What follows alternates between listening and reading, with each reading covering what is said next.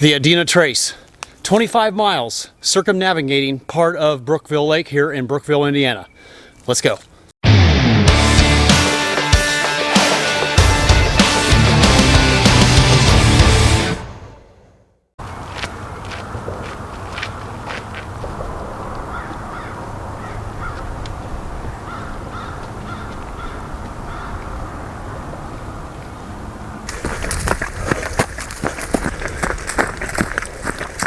It's an absolutely perfect day to be on the trail. It's like 50 degrees, partly sunny, and it's a Thursday. No one's out here but me. So I've been wanting to do the Adena Trace for about a year now, and it's too cold and wet and muddy to be in the fields back home because it is just about planting time. So I thought I'd come out here and do a trail run around the lake. I'm loaded down for one night in my Palante Joey. So snacks and food for one night and a tarp. Got my hammock gear, Dyneema tarp. I'm not out here to set any records, just training, but it's a very easy trail. I might just do it in one long shot, but if I find a good campsite near the end, I'll set up camp there. Otherwise, I want to complete the loop and see how fast I can do it, and then we'll go back and find a good camp spot. For those of you who may be wondering where I started and which direction I'm going, I parked on the east side of the causeway up at the north end of the trail, and I am traveling clockwise. So it's been really easy, a couple little climbs here and there, very similar to Burr Oak State Park in Ohio, which is only 21.7. So this loop's 25 miles, give or take. I'll let you know exactly what my mileage is when I finish. But man, beautiful day to be out in the woods. So a few weeks ago, Stephen Liss, who is a Facebook and YouTube friend of mine, set the first ever FKT on this trail. And I have no expectations today. I'm just out hiking and running, doing a little trail running, do a little training. However, when I get on a trail and I know that there is a certain time record that has been set that is in my capabilities of possibly beating, it's hard for me to just want to saunter through here. And as much as I enjoy a casual hike, I enjoy the challenge of trying to beat someone's time or just challenging myself to see how fast I can get around a trail just as much as a sauntering, relaxing backpacking trip. So I've been jogging most of it, just speed walking on the uphills, but I love traveling quickly on the trail. Oh, I almost forgot to mention, it is 1 o'clock p.m. Thursday, April 15th. I forgot to show my starting time, which was 12:05 p.m. 55 minutes ago. Been in the woods for quite a while. It's a pretty view of the lake. Well, except for the power lines.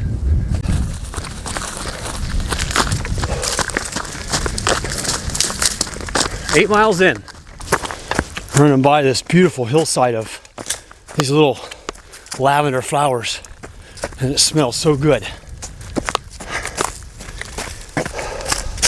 Almost to the halfway point. Well, I just popped out onto a road here on the very southern point of the Adena Trace.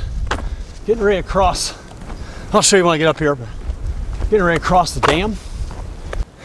And I'm coming up on 13 miles, so I have passed the halfway point. The current speed record, FKT, is 6 hours and 16 minutes, which is just a smidge over a 4-mile-an-hour pace. I'm averaging 4.7. I'm just saying, I feel pretty good. Here we are, crossing the dam. I'm feeling good. Starting to wear down a little bit, but I like this cool weather. I'm not sweating too much. I definitely need to watch my caloric intake. I can feel myself starting to wear down a little bit. I know I need to keep drinking plenty of fluids, electrolytes, and calories. So as soon as I get across this bridge, I need to find some water and get some more food out of my bag. 13 miles in, approximately 12 to go. Man, it was almost 25-mile-an-hour breeze up there. That was a long jog. That's almost a half mile across there, believe it or not. It's nice and calm here. All right, let's roll.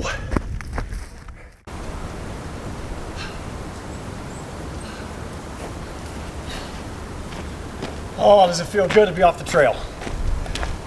25 miles, about 25 and a half miles, 5 hours and 56 minutes. New FKT. I got about an hour and a half of daylight left. I'm gonna go find a campsite. I saw an awesome one back in the woods about a mile and a half in. So I'm gonna move my truck across the causeway to a different parking lot, hike in a mile and a half, get my tarp set up, get a campfire made. Well, I am slowly making my way to the campsite that I saw a little while ago. I'm guessing it's a mile to a mile and a half from the Northwest Causeway Trailhead parking lot. It was an awesome campsite right on a creek with a huge stone fire pit. It's just taking me a while to get there because I'm moving at a snail's pace.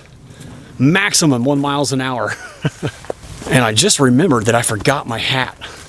I purposely didn't bring gloves because it's, it was almost 50 degrees today.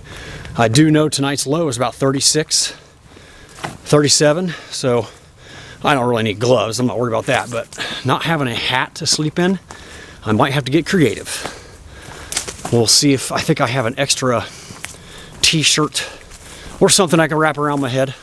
I've arrived to my campsite right here on this lovely river. So I'll have plenty of fresh water. It's a little breezy right here, unfortunately. And all I have is a tarp. I do have my Nemo air pad, so that'll help keep me warm. And my 20 degree enlightened equipment. I'll show the whole setup here as soon as I get it all set up. Here is the fire pit and the campsite. Got some firewood, and I'm glad I have a little seat right there because I don't have my Helinox with me. I can't get it in the Joey when Joey's packed full. All right, let's get set up and get a fire going. So I'm having a little trouble figuring out where I'm gonna hang my hammock tarp. All the trees are spaced out too far apart, and the ones that are close enough, there's a big hill or a gully in between them. So I think I'm gonna use these two right here. It's a long span, but I think I got enough zinget attached to my tarp to make it work. Let's give her a shot. All set up. I know the tarp's a little low. It's not the best for tarp camping, but it's all I got. I make it work. On top of the Nemo pad is my enlightened equipment 20 degree, and instead of my Nemo Philo, because it's so heavy, I have the Cocoon. Packs up way lighter and smaller. It's more of a regular air pillow. It's got this soft side to it, but we're gonna give that a shot tonight because I did not want to carry the Nemo Philo on this 26-mile loop. And for dinner tonight, you can probably guess what brand of freeze-dried meal I'm having. My new favorite. I had it on the Florida Trail and it was amazing. And I'm trying a new one tonight. Chicken Alfredo pasta. I am starving. I cannot wait to try this.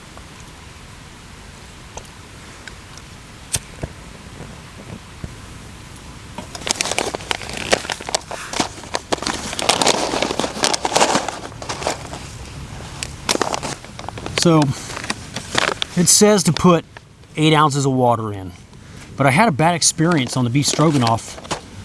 I've had it twice, and the first time I did 8 ounces, it was perfect. The second time, I had to add at least another ounce or ounce and a half. So there may be some inconsistencies in the amount of food they put in these bags because 8 ounces wasn't near enough. So I am boiling 10 ounces now for this meal, even though it only calls for 8. I'd rather it be a little bit on the soupy side than too much on the dry side. All right, looks like we got a boil. It's about time. My goodness. Sometimes I'm thinking about abandoning my alcohol stove and getting a regular, like a BSR or something, or a pocket rocket. All right. And I barely mustered the strength to start a little fire, but fortunately I found some good little bits of firewood around camp. Looks like she's going good. Oh my, that smells amazing. Oh, I wish you guys could smell the aroma. All right, let's seal her up for a while.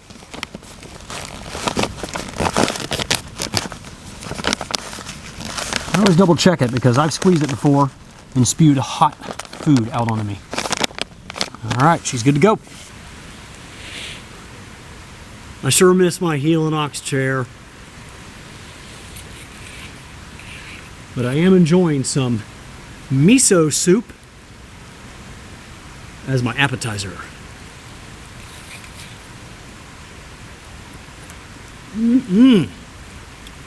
Perfecto.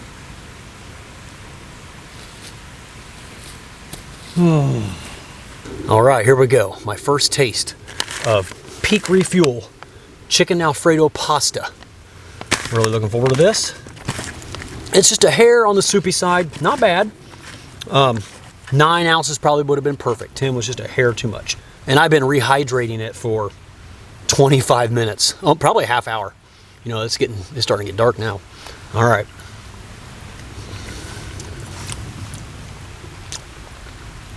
Absolutely delicious, just like I knew it would be. It could use a touch of salt. That's my only qualm. You know, the beef stroganoff and the sweet pork and rice don't need salt at all. The breakfast skillet, I didn't really care for that. I like Mountain House breakfast skillet better, if you were wondering. And this is amazing flavor. It just needs a touch of salt to enhance and bring out the flavors a little bit better. Really good. It's a good choice. Glad I tried it. My belly's full, it's getting dark, and I'm tired. Talk to you guys in the morning.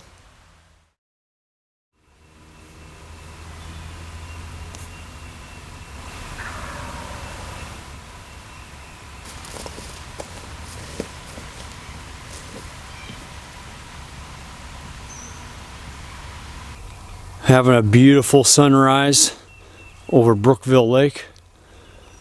That is brilliant. Wow.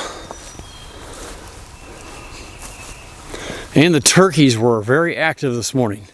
I tried to get some on camera, but every time I turned it on, they stopped. That's the way it usually goes. Big old woodpecker.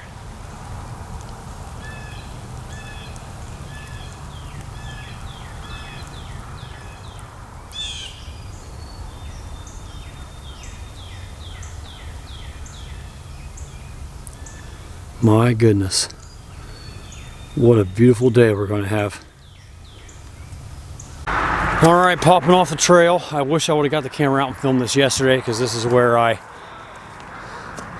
started the causeway run. Probably close to a half mile to where my truck was on the other end of that causeway. And that was brutal. Wolf Creek Trail section. The best section of the Adena Trace hiking trail, in my opinion. All right, let's go find some breakfast. Well, that's going to wrap it up here at Brookville Lake along the Adena Trace. I missed my coffee and breakfast this morning because I just wanted to get off the trail and get heading home.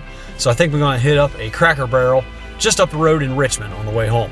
And also visit a couple campgrounds along the way to pick out a few good RV sites for the wife and I to do some RV camping later on this summer or fall. Thank you so much for coming along. I appreciate it. And until next time, I'm Jason Wish, wishing you a great time on your next adventure.